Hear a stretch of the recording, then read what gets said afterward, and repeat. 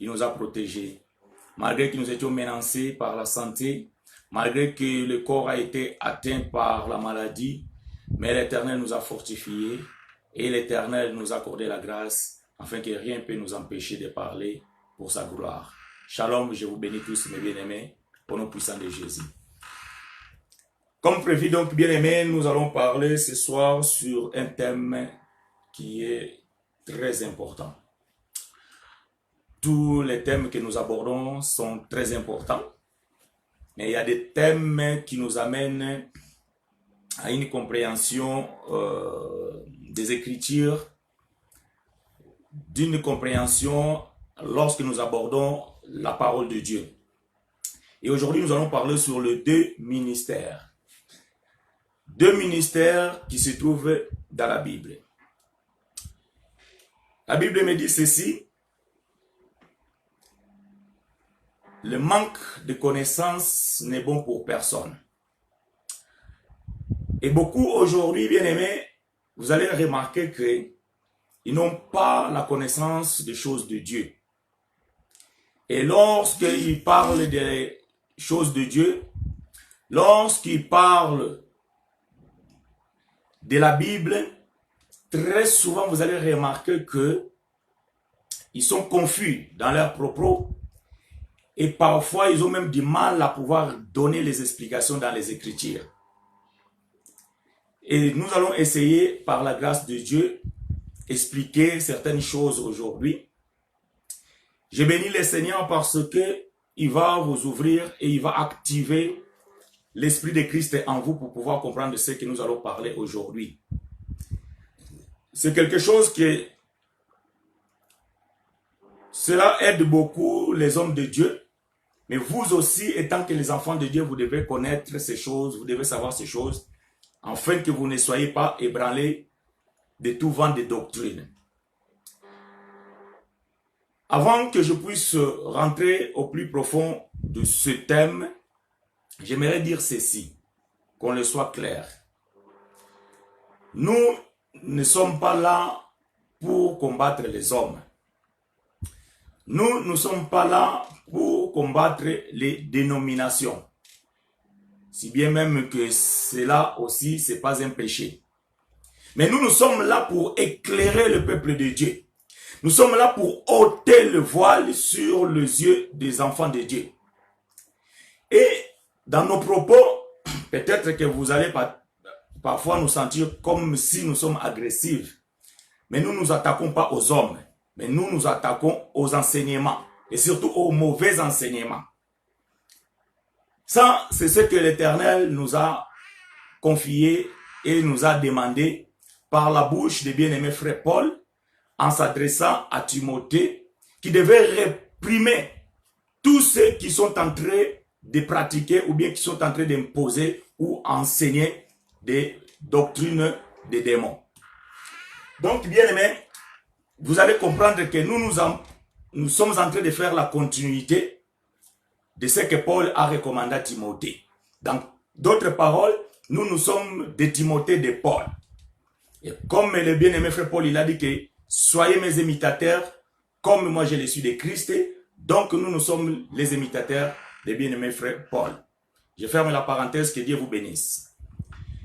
Nous parlons de deux ministères. Nous allons prendre pour le texte biblique Jean chapitre 1 verset 17. Jean chapitre 1 verset 17. Je vais lire la parole de Dieu avec vous. Jean chapitre 1 verset 17. Excusez-moi.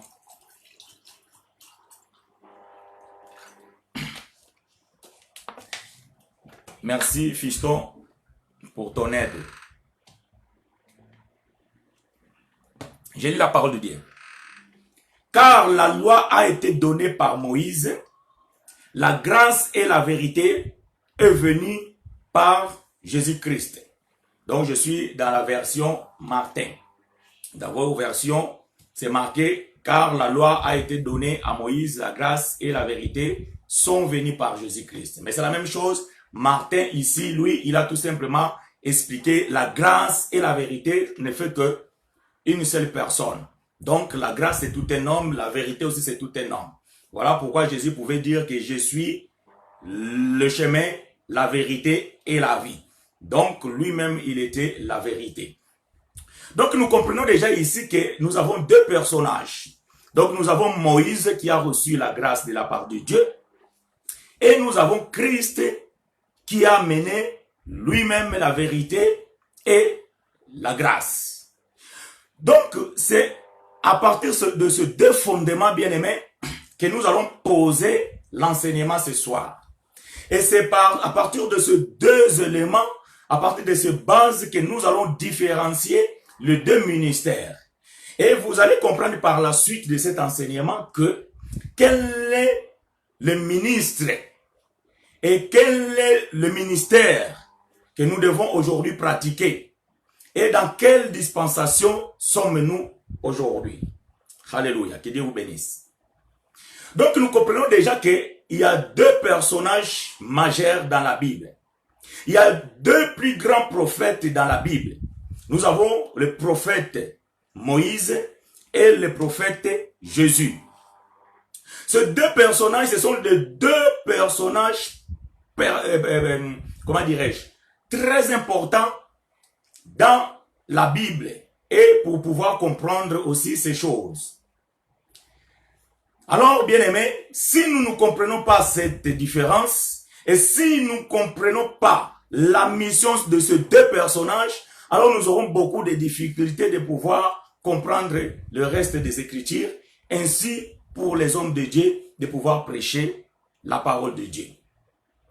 Et vous allez constater qu'aujourd'hui, dans nos assemblées, ce que nous appelons nos églises, nous avons une mélange de connaissances, nous avons une mélange de pratiques. Et parfois, nous ne situons pas vraiment où nous sommes actuellement. Comme il dira un bien-aimé, c'est bitoto. Ça veut dire que c'est le mélange de pondu et madesu. Donc le pondu et l'haricot. Et donc c'est là on appelle le bitoto. Et beaucoup des églises, beaucoup des assemblées sont dans les bitoto. De même que beaucoup des hommes de Dieu sont dans des bitoto.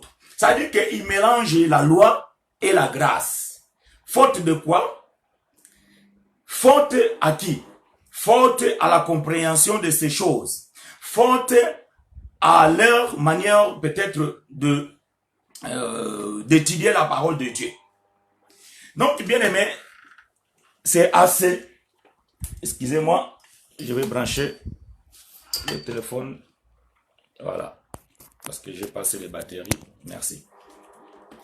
C'est à partir de ces choses-là que nous allons comprendre comment faire la différence. Invitez les amis, faites des séances vidéo bien-aimées. Dieu vous bénisse. Alors, nous avons vu deux personnages, Moïse et Jésus. Alors, le thème que nous sommes en train d'aborder de cet enseignement, c'est les deux ministères. Donc, nous avons compris déjà qu'il y a deux personnages, donc il y a deux ministères. Il y a le premier ministère, c'est le ministère de Moïse, et il y a le deuxième ministère, c'est le ministère de Christ. Et vous allez comprendre que ces deux personnages dans la Bible, ils sont en parallèle. Même si vous regardez la vie de Moïse et la vie de Christ, vous allez voir que leur vie, c'est parallèle. Je ne vais pas rentrer dans ces détails, les lecteurs de la Bible comprennent déjà ces choses. Que ce soit la naissance de Moïse, que ce soit son refuge en Égypte, que ce soit donc son appel et ses œuvres et tout ça, vous allez comprendre qu'il y a beaucoup de parallélisme dans la vie de Christ en comparant cet homme. Alors, lui-même, il dira dans le livre de Deutéronome, chapitre 18, verset 15 à 18, que Dieu suscitera parmi les frères un autre prophète comme moi. Donc, cette parole était dirigée, ou bien était désignée pour celui qui devait venir après Moïse. Je ne parle pas ici de Josué. Donc, celui qui devait venir après Moïse, c'est Christ. Donc, c'est le prophète qui est comme Moïse. Mais nous comprenons et nous savons que dans la révélation, que c'est Moïse qui est comme Christ. Parce que l'ombre ne peut pas être la réalité. Or, Christ est la réalité et Moïse c'est l'ombre. Alléluia, que Dieu vous bénisse, bien-aimés. Donc, bien-aimés, vous devez comprendre ces choses. Donc, dans la Bible, nous comprenons que Moïse dira que donc celui qui viendra après moi, c'est lui, donc Dieu suscitera un autre prophète comme moi. Mais nous, dans la révélation, nous comprenons que c'est Moïse qui est comme Christ. Parce que Christ, c'est le corps et Moïse, c'est l'ombre du corps. Alors, l'image ou l'ombre ne peut pas dépasser le corps. Que Dieu vous bénisse. Donc, ces deux personnages-là, ils représentent aussi deux alliances. Ou plutôt, ils sont les garants de deux alliances. Donc, bien aimé, quand vous lisez la Bible, vous allez comprendre que quand Dieu a fait la première alliance, il en a fait cette alliance à l'intermédiaire de bien-aimé frère Moïse. Il a inauguré la première alliance avec Moïse. Et lorsque Christ vient, Christ va inaugurer la deuxième alliance à la veille de sa mort. Et vous savez tous qu'il y a le sang comme les symboles ou les signes de ce que nous appelons les alliances. Donc c'est par partir de ces choses que nous allons comprendre maintenant quelle est la différence entre les deux ministères. Lisons 2 Corinthiens chapitre 3, verset 14 jusqu'au verset 18. 2 Corinthiens,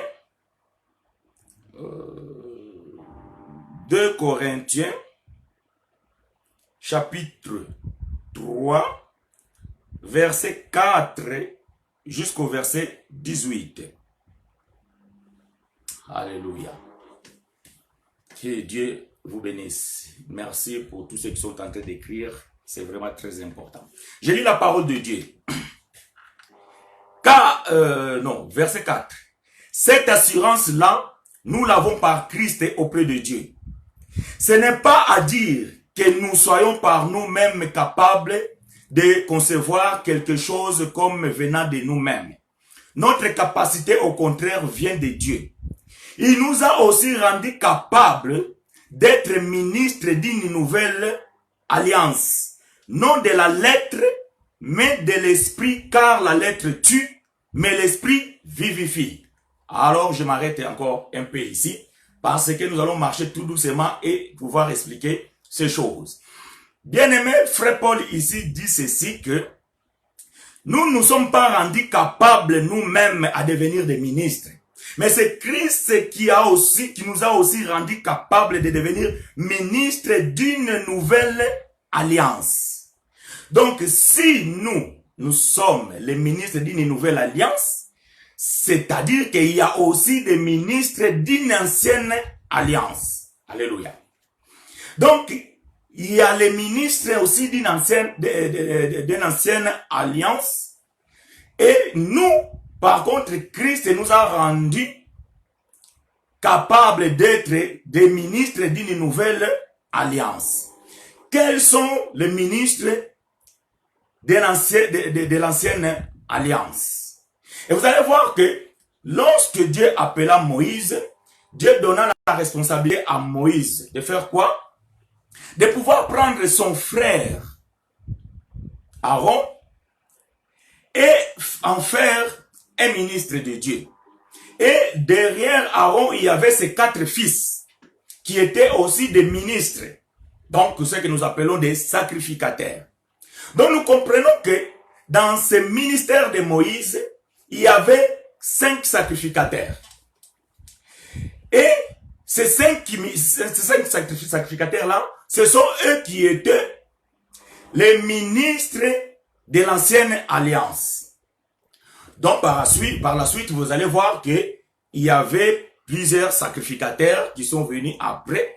Mais tous ceux-là, ils étaient des sacrificateurs sous une alliance qui est l'ancienne alliance et sous une sacerdoce qui était sacerdoce lévitique ou aaronique. Mais nous, Christ nous a rendus ministres d'une nouvelle alliance. Et dans cette nouvelle alliance, Christ aussi en a choisi 5 ministres. Donc, Éphésiens chapitre 4, verset 11. Il a fait les uns comme apôtres, les autres comme prophètes, les autres comme évangélistes, les autres comme pasteurs et docteurs. Donc, nous trouvons les 5 ministres qui sont dans la nouvelle alliance, comme aussi il y en avait 5 ministres dans l'ancienne alliance. Donc, ça n'est déjà une chose. Maintenant, bien aimé frère Paul, il ajoute au verset 6 que cette alliance nouvelle, verset 6, il nous a aussi rendu capables d'être ministres d'une nouvelle alliance, non de la lettre, mais de l'esprit. Alléluia. Donc, le ministère que nous avons aujourd'hui, nous n'avons pas un ministère de la lettre, mais notre ministère est de l'esprit. Alléluia, shalom frère. Donc, notre ministère est spirituel. Je veux vraiment que vous puissiez me comprendre, bien-aimés. Parce que je vous ai dit dans mon introduction que si vous ne comprenez pas ces choses, alors vous aurez du mal à saisir d'autres choses. Voilà pourquoi beaucoup de gens n'arrivent pas à nous comprendre parce qu'ils sont en train de dire que non, bah frère, bah comme ikobuka makambonionso, bah frère, bah comment ça la boy. Non, c'est pas nous. Ça veut dire que nous suivons les recommandations bibliques et nous voulons tout simplement faire comprendre au peuple de Dieu qu'est-ce que nous avons comme ministère. Donc si nous comprenons les ministères que nous avons, alors vous allez aussi comprendre nos enseignements. Donc, nous comprenons que Moïse, son ministère, il était basé sur la lettre. Mais nous, notre ministère, il est basé sur l'esprit. Alors, Paul ajoutera en disant que car la lettre tue, mais l'esprit vivifie. Alléluia. J'aime ça. Kitoko. La lettre tue, mais l'esprit vivifie. Bien aimé. La lettre, c'est quelque chose de physique. C'est quelque chose qui est matérialisé. C'est-à-dire que quand quelqu'un écrit, donc il écrit sur un support, et nous pouvons comprendre que ce qui est écrit là, et nous pouvons dire que c'est matérialisé. Par contre, nous, notre ministère, elle est spirituel. Maintenant, on nous a dit ceci. La lettre tue, mais l'esprit vivifie. Qu'est-ce que cela veut dire, frère chinois? Ça veut dire que lorsque vous prenez la lettre, qui est le ministère de Moïse, nous maintenant qui avons le ministère spirituel, nous devons vivifier cette lettre. Alléluia. J'aime ça. Donc nous devons donner l'esprit à cette lettre-là. Pourquoi? Afin que cette lettre-là ne continue plus à tuer. J'aime ça. Donc la lettre tue. Mais pour que la lettre ne tue plus, il faut que l'esprit puisse la vivifier. J'aime ça.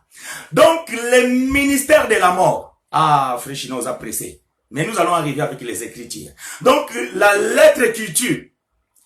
S'il n'y a pas l'esprit, bien aimé, cette lettre elle va continuer à tuer. Alors, pour que la lettre arrête de tuer, il faut que l'esprit le vivifie. J'aime ça. Donc, maintenant, écoutez verset 7. Or, si le ministère de la mort... Ah, j'aime ça. Merci, frère Paul. Si le ministère de la mort... Quel est le ministère de la mort? Le ministère de la mort, ici, c'est le ministère de Moïse. Donc, c'est le ministère de la lettre. Voilà pourquoi, bien aimé, beaucoup de gens sont en train de mourir dans les églises. Parce que leur pasteur, leur conducteur, leur ministre, ils sont posés sur la lettre. Ils sont assis sur la lettre. Et ils veulent donner la lettre crue. Voilà pourquoi nous posons la question. Quand vous lisez la lettre, la Bible dit que si ton œil droit est une occasion de chute pour toi, vaut mieux l'arracher. Question. Combien de ceux déjà ont ôté leurs yeux? Combien de ceux-là aussi ont déjà coupé leurs bras droits?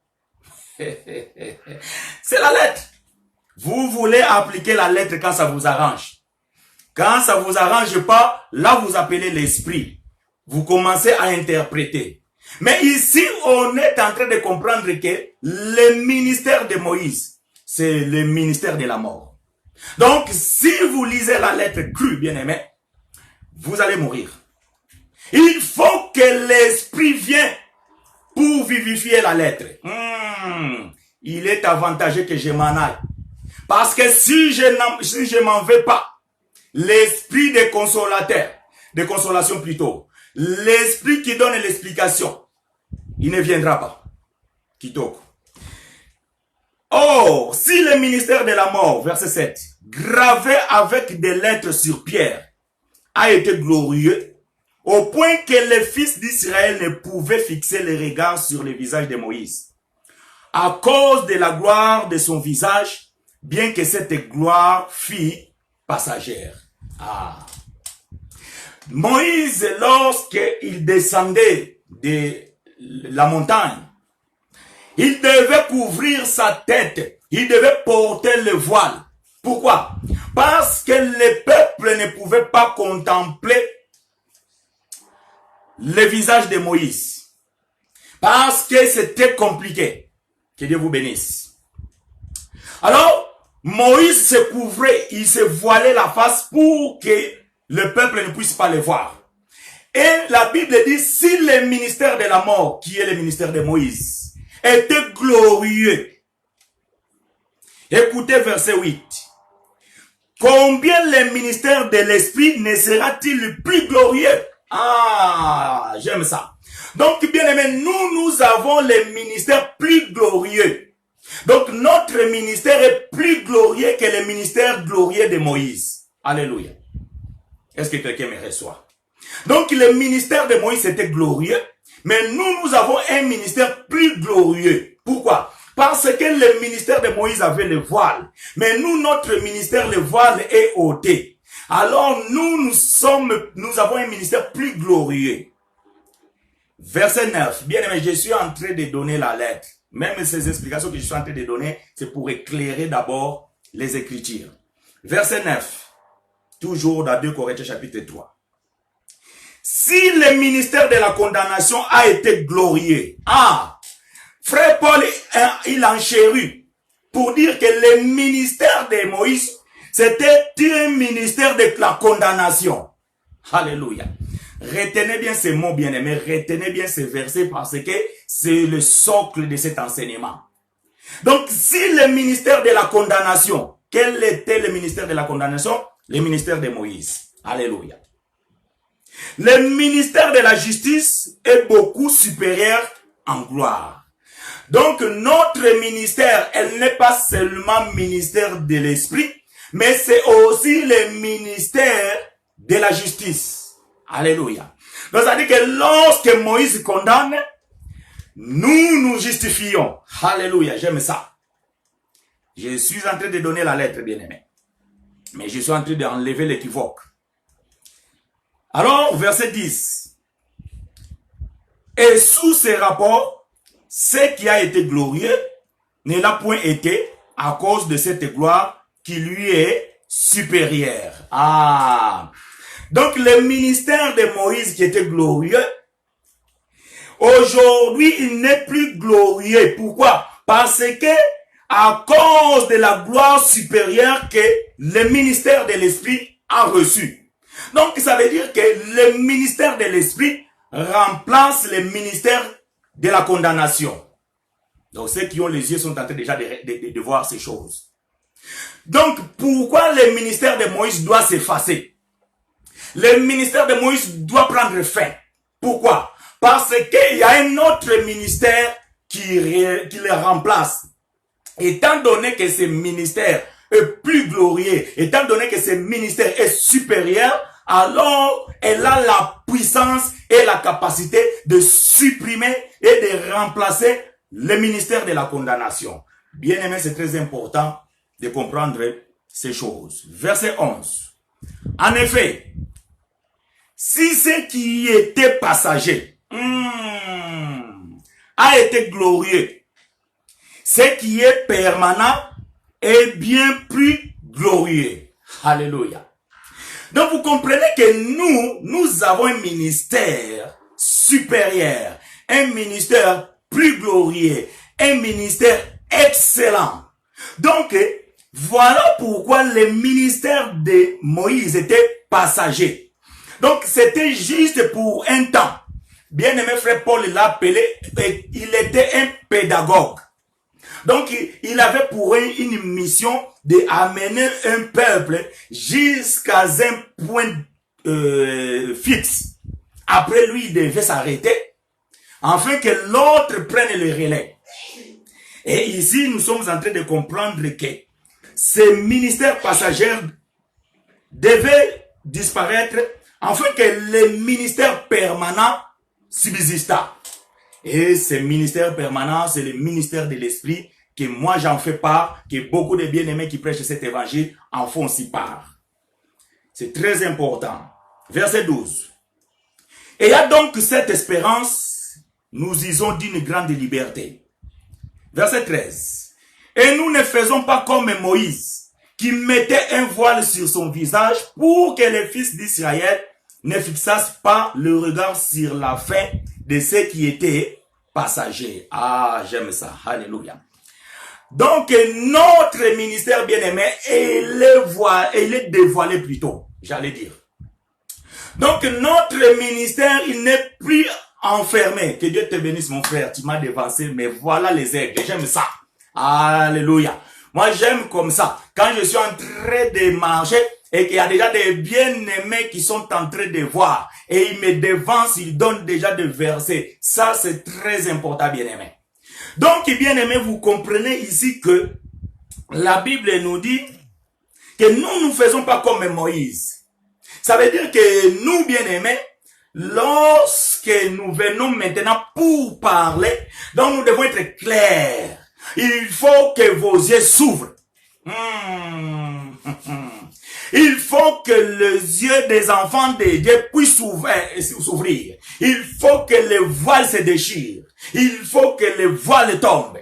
Donc, si nous faisons comme Moïse, bien-aimé, vous allez mourir. Pourquoi? Parce que c'est un ministère de condamnation, c'est un ministère de la mort. C'est pas moi qui l'ai dit, je suis en accord avec les Écritures. Alors, nous qui ont reçu le ministère de l'Esprit et le ministère de la justice, donc nous ne pouvons plus continuer comme Moïse et cacher des choses. Non. Nous sommes là pour pouvoir donner maintenant, bien-aimé, la lumière dans ces choses. Alléluia. Hosanna. Hosanna. Alléluia. Ah. Le frère, il est en train il veut m'amener dans une autre bande d'autoroute. Non, non, non, frère. Je vais pas te suivre, je vais pas rentrer là, que Dieu te bénisse. Parce que si je touche le tabernacle ici, bien-aimé, donc nous allons partir loin. Mais nous en sommes bénis par cette écriture. Que Dieu te bénisse, mon bien-aimé frère Pedro. Donc, bien-aimé, vous devez comprendre que le but ou les gages, la responsabilité de notre ministère, c'est de vous enlever le voile. C'est de vous sortir dans l'obscurité. Je vais ouvrir une parenthèse. Vous savez, bien aimé, fut un temps, ici, nous étions taxés comme des prédicateurs de Facebook. Les gens disaient, oui, vous les prédicateurs de Facebook, nanani, nanana. Dieu merci, il nous a envoyé coronavirus. Et ceux qui nous accusaient, ceux qui nous taxaient étant des prédicateurs de Facebook, et aussi ils nous ont rejoints. Et à se joignant en nous, bien-aimés, nous a permis que nous puissions maintenant les voir et les écouter. Parce que étant donné que nous n'avions pas le temps d'aller participer dans leurs réunions, donc nous ne savions pas qu'est-ce qu'ils parlaient, qu'est-ce qu'ils prêchaient, qu'est-ce qu'ils enseignaient. Mais maintenant, puisque tout le monde là se retrouve sur le net, donc aujourd'hui nous avons la possibilité d'écouter les uns et les autres. Et c'est alors que nous avons remarqué que il y a encore des ministres qui sont dans les bitoto. Il y a encore les ministres qui sont dans les méli-mélo. Voilà pourquoi, bien aimé, nous avons eu cette responsabilité maintenant de pouvoir venir ouvrir les yeux du peuple de Dieu. Je ferme la parenthèse. Je continue la lecture. Verset 14. Mais ils sont devenus durs d'entendement. Car jusqu'à ce jour, les mêmes voiles demeurent quand ils font la lecture de l'Ancien Testament et ils ne se lèvent pas parce que c'est en Christ qu'il disparaît. Alléluia. Donc aujourd'hui, ces frères-là, ces ministres-là, ils sont devenus durs d'entendement. Voilà pourquoi quand nous venons et nous disons que bien aimé, nous ne pouvons plus pratiquer cela, nous ne pouvons plus faire ceci, nous ne pouvons plus prêcher comme ça, nous ne pouvons... Ils ont des difficultés de nous comprendre. Pourquoi? Parce que lorsqu'ils lisent l'Ancien Testament, lorsqu'ils lisent la loi, lorsqu'ils lisent Moïse, ils ont un voile. Puisque le voile persiste, alors bien aimés, ils ne peuvent pas non plus comprendre. Permettez-moi parce que je dois aussi lire en même temps les commentaires. Ministère de la condamnation, nombre 1532, trouvant qu'il ramassait les bois. Merci Seigneur, que Dieu te bénisse. Vous pouvez écrire aussi bien aimé quand vous voyez les versets comme ça. Et c'est très important. Donc vous voyez, donc ils sont devenus durs d'entendement. Parce que lorsqu'ils lisent la parole, bien aimé, la Bible dit, apportez vos dîmes dans la maison des trésors afin qu'il n'en manque pas de la date. Ok. Mais vous le lisez où? Dans l'ancienne alliance. Dans la loi de Moïse. Ah nos frères. Mais c'est Malachie 3:10. C'est pas la loi. C'est la loi. Écoutez. La Bible dit ceci. Vous allez remarquer que un jour, Jésus s'entretenait avec les... Il s'entretenait avec, comment dirais-je, avec les pharisiens. Il dit ceci, dans le livre de Jean, chapitre 10, verset 34. Il est écrit dans votre loi que vous êtes de Dieu. Mais cette écriture, lorsque vous les cherchez dans la Bible, vous les trouvez dans le livre de Psaume. Vous voyez? Vous les trouvez dans le livre de Psaume, chapitre 4, Psaume 82, verset 6 plutôt. Ah, donc même les psaumes, c'est aussi la loi. Parce que même les psaumes ne pouvaient pas chanter sans la connaissance de la loi. Tous ont prophétisé sous Moïse. Ça veut dire que sous la loi de Moïse. Donc même les psaumes, même les proverbes, même les cantiques de cantiques, tout ça aussi c'est la loi. Donc quand la Bible dit la loi, les psaumes et les prophètes, tout c'est la loi. Donc quand vous lisez la loi, vous êtes devenus durs d'entendement. Pourquoi? Parce qu'il y a encore le voile. Il faut que le voile tombe, bien aimé, afin que vous puissiez rentrer dans les lieux très saints, dans les saints des saints. Parce que dans les saints des saints, bien aimé, tu es maintenant en contact avec le Dieu puissant, avec sa gloire. Donc maintenant, ton ministère il sera plus glorieux que le ministère de Moïse qui était séparé par un voile qui séparait les lieux saints et les lieux très saints. J'aime ça. Alléluia. Alors la Bible dit que il ne se lève pas parce que c'est en Christ qu'il disparaît. Donc pour que le voile soit ôté, il faut que, bien aimé, tu sois en Christ. Donc, lorsque quelqu'un est en Christ, il ne peut plus avoir voile.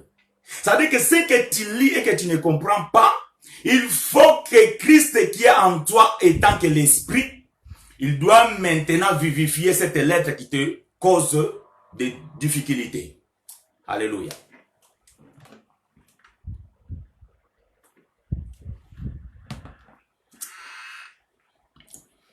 Verset 15. Jusqu'à ce jour, quand on lit Moïse, un voile est jeté sur leur cœur. Quand on lit Moïse, comment on peut lire un homme? Ça veut dire tout simplement, quand on lit les Écritures saintes, lorsque nous lisons la loi, les psaumes et les prophètes. Donc, quand on lit Moïse, le voile est jeté sur leur cœur. Ah. Donc ce n'est plus les yeux, mais c'est le cœur. Pourquoi? Parce que le cœur aussi a des yeux. Je ne parle pas français. Je ne parle pas français. Il faut que tu puisses avoir l'œil du cœur. Pour pouvoir voir l'écriture, tu as besoin de l'œil du cœur. Parce que ton œil là, dans ton front, ton œil physique là, ne peut pas voir l'écriture, bien-aimé. Donc voilà pourquoi, bien-aimé, il faut maintenant que tu sois en Christ pour que le voile soit ôté. Verset 16. Lorsque le cœur se convertisse au Seigneur. Donc nous comprenons, lorsque quelqu'un a le cœur voilé, il n'est pas encore converti. J'aime ça. Alléluia. Tu peux faire des miracles, bien-aimés. Tu peux ressusciter des morts. Tu peux marcher sur les eaux. Mais tu peux aussi ne pas être converti. Alléluia. Alléluia. Donc tu peux ne pas aussi être converti. Remarquez que les disciples ont marché avec Jésus. Jésus les envoyait 2 à 2, y compris Judas Iscariote. Ils ont fait aussi des miracles. Ils ont aussi fait des choses. Mais Jésus dira à Pierre que tu n'es pas encore converti. Et lorsque tu seras converti, tu affermiras tes frères. Pourquoi? Parce que les disciples, ils avaient encore voile dans leur front. Bien aimé, pendant que la loi subsistait, le voile ne pouvait pas être ôté. Donc les disciples ne pouvaient pas se convertir. Donc leur cœur ne pouvait pas être dévoilé. Le voile qui séparait leur cœur ne pouvait pas être déchiré. Le voile qui était dans leur cœur ne pouvait pas être ôté. Alléluia. Donc, lorsque le cœur se convertisse au Seigneur, le voile est ôté. Je parle avec frère Paul. Quelqu'un va dire, ouais, mais pasteur, frère, on a lobby, bah, pasteur, oh, bate, yaka, mobeko, zana nous convertit, tout ça là. Non, non, non, non, non, moi je dis pas ça. Parce qu'aujourd'hui, on commence à nous taxer des choses. Il y a un bien-aimé qui m'a suivi, il a dit, frère, au télémi, il va offrande. Je dis, Ngaï, oui, au lobby, oh, tu n'as voulu ni offrande, ni holocauste. Oh, je dis, frère, pardon, malembe. Mais qu'est-ce que tu comprends de cette écriture, tu n'as voulu ni offrande, ni holocauste?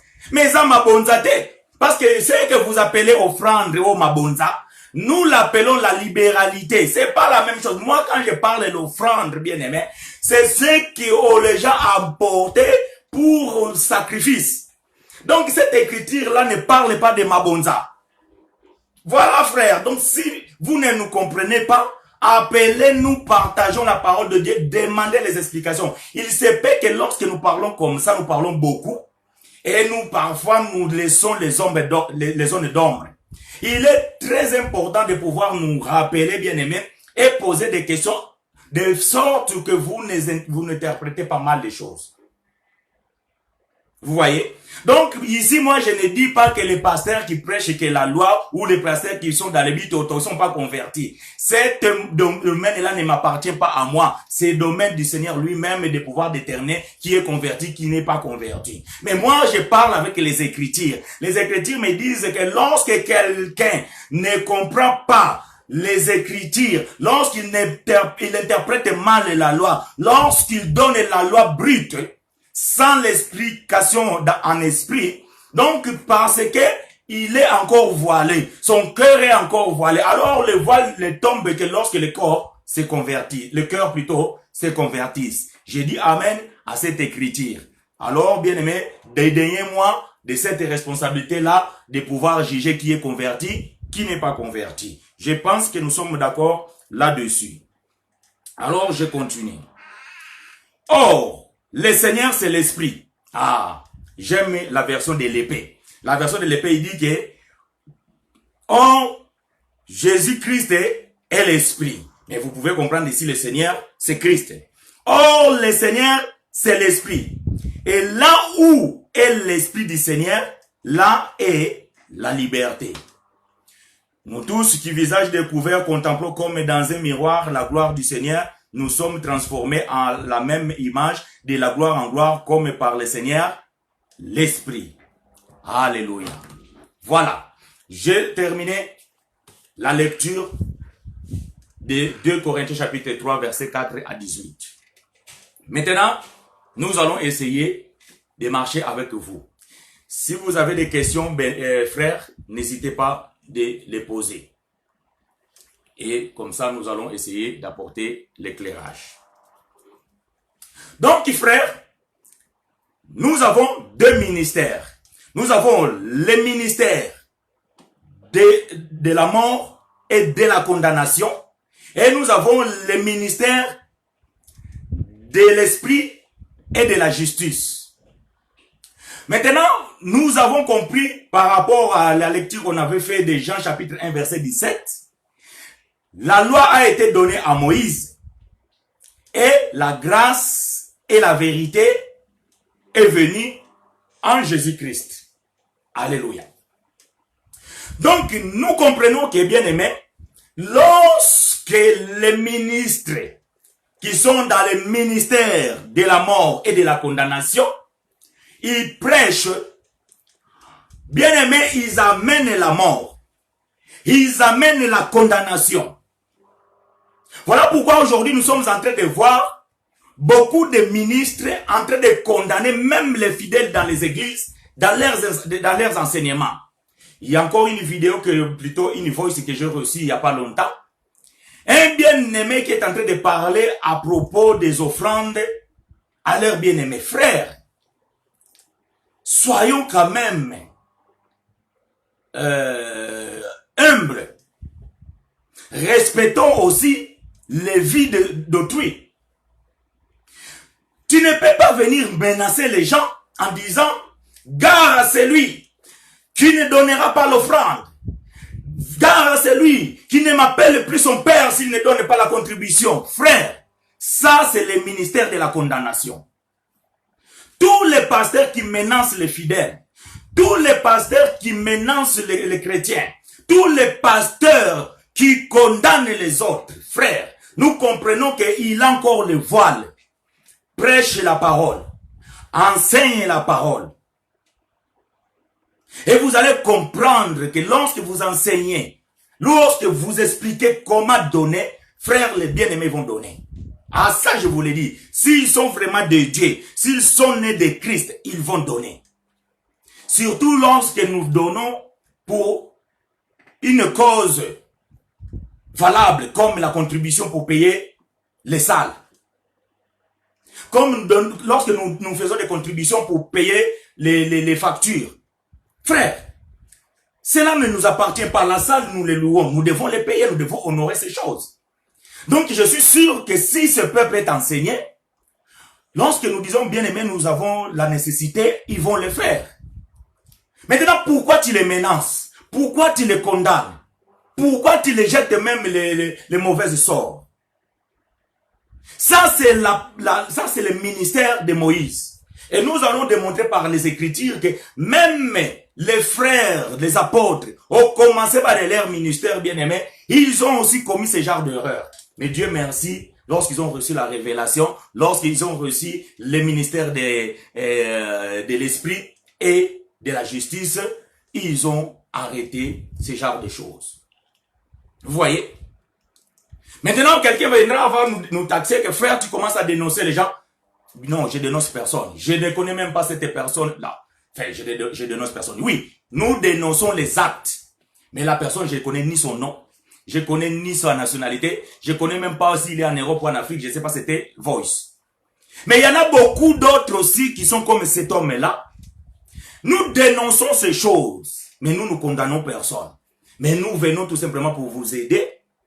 Afin que vous puissiez comprendre que cette façon de faire, ce n'est plus d'actualité. C'est le ministère de la condamnation qui est le ministère de Moïse. Mais nous avons reçu le ministère de l'esprit et de la justice. Vous voyez? Maintenant, le ministère de l'esprit, il est là maintenant pour donner la vie à la lettre qui tuait l'autre fois. La lettre jadis tuée. La lettre tue. Parce que, vous voyez, beaucoup de gens ont l'habitude de citer ces versets. La lettre tue, l'esprit vivifie. Oui, cela veut dire quoi? La lettre tue, l'esprit vivifie. Mais le même homme de Dieu, le même pasteur qui parle, la lettre tue, l'esprit vivifie, c'est lui qui condamne les autres. C'est lui qui est tenté de tuer les autres, sans le savoir. La lettre tue, l'esprit vivifie, ça veut dire quoi? Ça veut dire que la lettre ici, quand on rentre dans le contexte, Paul est tenté de dire que le ministère de Moïse, c'était le ministère de la lettre, écrite sur le pierre, qui est la loi. Et puis Paul dit que cette lettre-là, tout simplement comme ça, elle te condamne, elle te tue, elle te maudit. Maintenant, cette lettre aujourd'hui, quand toi tu les prends et tu les lis dans l'assemblée, il faut maintenant les vivifier. Il faut maintenant amener le ministère. Donc, il faut que le ministère de la justice et de l'esprit puisse expliquer maintenant cette lettre. Alléluia. Afin que cette lettre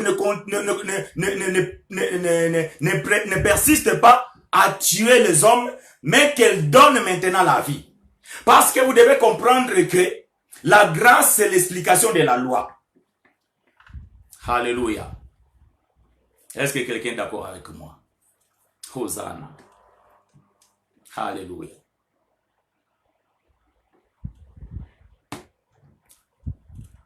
Que Dieu vous bénisse. Vous voyez? Donc, bien aimé, nous comprenons que nous avons des ministères.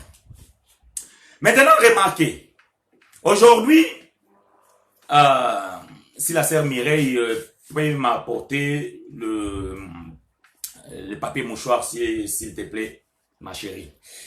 Vous allez comprendre aujourd'hui, il y a beaucoup de pratiques lorsque les gens les font, sans le savoir, ils sont en train de pratiquer l'ancienne alliance.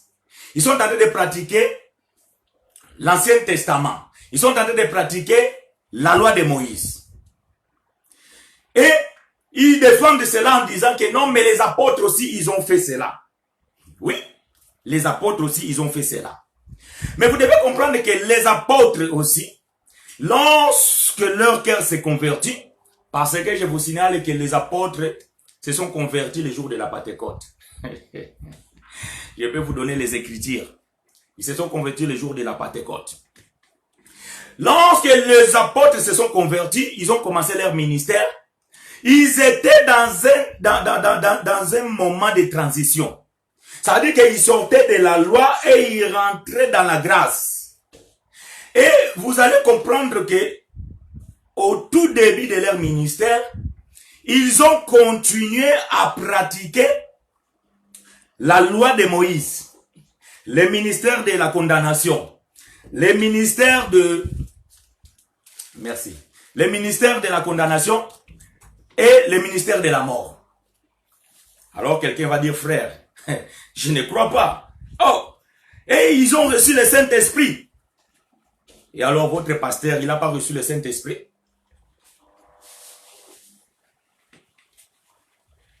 Parfois, il prêche certaines choses qui sont encore dans la loi et qu'il explique peut-être même mal. Il n'a pas reçu le Saint-Esprit. Oui, les disciples, ils ont reçu le Saint-Esprit. Les apôtres, ils ont reçu le Saint-Esprit. Mais le Saint-Esprit ne les a pas enseigné toutes les choses le même jour. Non, frère, non. Le Saint-Esprit les a enseignés progressivement. Voilà pourquoi nous disons que la connaissance, elle est progressive. Même moi que je suis en train de vous prêcher, bien aimé, il y a 10 ans, je n'ai pas prêché comme ça.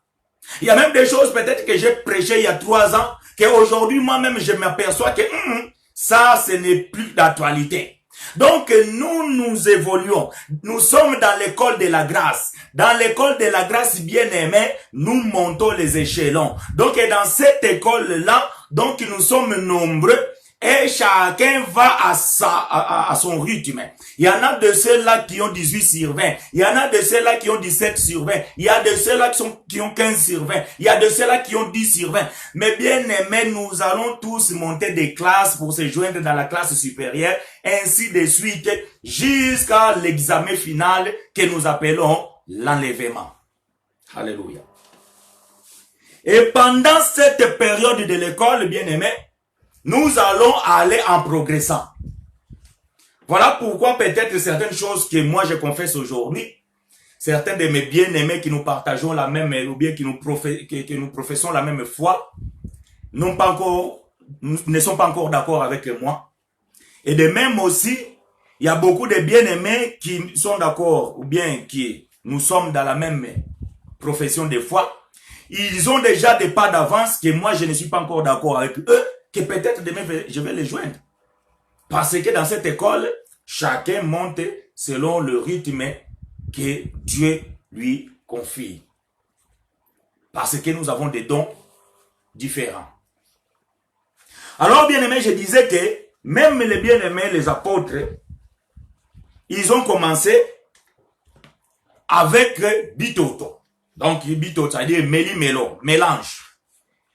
Écoutez, Actes des apôtres, chapitre 5. Vous allez voir au début du ministère des apôtres ce qui s'est passé.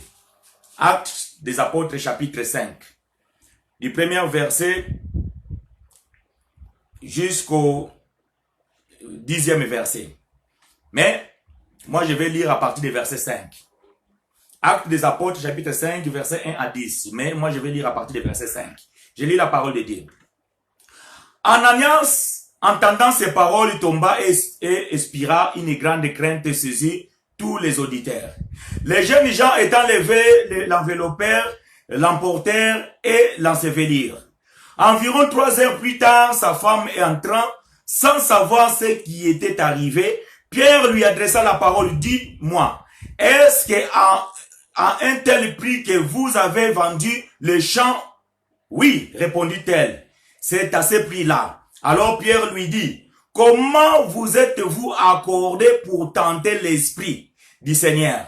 Voici ceux qui ont enseveli ton mari sont à la porte et ils t'emporteront.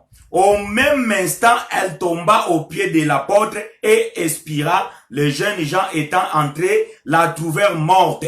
Ils l'emportèrent et l'ensevelirent auprès de son mari. Que Dieu vous bénisse. Alléluia. Vous voyez? Ça, c'est le ministère de la mort. Le ministère de la condamnation. Je croyais que tu allais dire Amen. Dis Amen, frère. Vous voyez? Donc, Pierre, quand il a commencé son ministère, il avait encore le ministère de Moïse. Parce que la loi dit ceci. Si tu fais du bien, tu vivras. Mais si tu fais le mal, tu mourras. Ça, c'était Moïse. C'est ce que Pierre a fait. Maintenant, je vous pose la question, vous qui me suivez. Je vous demande tout simplement de donner les noms des ministères de Pierre lorsqu'il a commencé son ministère. Est-ce qu'il avait le ministère de la justice et de l'esprit, ou il avait le ministère de la mort et de la condamnation?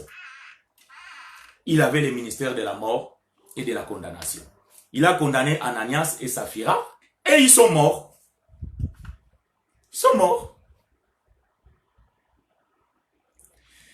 Lorsque le voile a été ôté dans le cœur de Pierre, lisez l'épître de 1 Pierre. Vous allez voir comment Pierre parlait sur la grâce. Lorsque Pierre, maintenant, il a reçu la révélation, Pierre, il a exercé le ministère de l'esprit et de la justice. Et nous pouvons parcourir les Écritures dans Actes des Apôtres pour comprendre quels étaient des faibles commencements des apôtres dans leur ministère. Mais nous avons un ministère, bien aimé, plus glorieux. Donc notre ministère ne peut pas condamner. Notre ministère ne peut pas amener la mort. Donc nous avons un ministère plus glorieux. Alléluia. J'aime ces choses. Écoutez, remarquez une chose. Vous allez lire avec moi. Livre de 2 Corinthiens. 2 Corinthiens chapitre 2. 2 Corinthiens. Attendez. 2 Corinthiens chapitre 2.